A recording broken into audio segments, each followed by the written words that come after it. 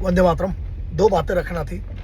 एक बात तो ये है कि 10 कीर्ति चक्र जो कि सेकंड हाईएस्ट गैलेंट्री अवार्ड होता है पीस टाइम का, और शौर्य चक्र 26 शौर्य चक्र और 10 कीर्ति चक्र, इसके बारे में कोई चर्चा नहीं, कोई खबर नहीं, कुछ नहीं, क्योंकि मंदिर मस्जिद के पीछे लगे हुए हैं, हिंदू मुस्लिम के पीछे लगे हुए हैं, पक्ष और विपक्ष के पीछे लगे हुए हैं मीडिया। अब यहाँ एक तो ये, दूसरा 59,000 करोड़ बजट है महाराष्ट्र मुंबई की। अगर बीएमसी की हम बात करें, एक रिपोर्ट सीएनबीसी की कहती है ये, और दिल्ली की कुछ रिपोर्ट्स ये कहती है कि 76,000 करोड़ रुपए बजट है।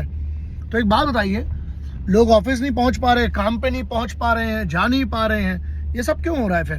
जब इतने हजारों करोड़ मेरे और आपके टैक्स से ही है ना, तो जब हजारों करोड़ रुपए का बजट होता है तो हर बार अपाहिज क्यों हो जाते हैं लोग जैसे ही पहली बरसात आती है? यहाँ सिर्फ ये नहीं कि मेरी बात नहीं है, ठीक है, भगवती की भोलेनाथ की कृपा है, हम गाड़ी से पहुंच जाएंगे, बहुत सारी चीजें, लेकिन हमें फिर आवाज भी नहीं उठाना यार। स्थिति तो बुरी है ना सबकी, तो बात कौन करेगा इसकी? और हम सब कब, क्या सिर्फ 5 साल में सिर्फ एक बार वोट देने के लिए है क्या सिर्फ जनता? तो यहाँ पर देखिए, आवाज तो उठाना पड़ेगी आपको, वरना इस स्थिति को अगर आप एक्सेप्ट कर चुके हो तो फिर तो कुछ नहीं हो सकता, क्योंकि आप एक्सेप्ट कर चुके हो। तो एक तो ये है कि शहादतों पर, और जब इतना सा फुटेज नहीं मिलता उन लोगों को जिनने अपनी पूरी जिंदगी दांव पर लगा दी, अपना सर्वोच्च बलिदान कर दिया, हमारे वीर सपूतों ने इस राष्ट्र के।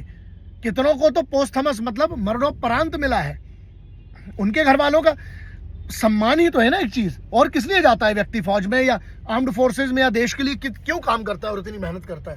तो एक तो ये है मैटर, और दूसरा उसके अलावा ये है, 2 मुद्दे इकट्ठे उठा रहा हूं कि एक, फुटेज नहीं मिलता है किसी को, मतलब सम्मान, वो फुटेज का मतलब सम्मान हुआ, और दूसरा ये, जरा सोचिए।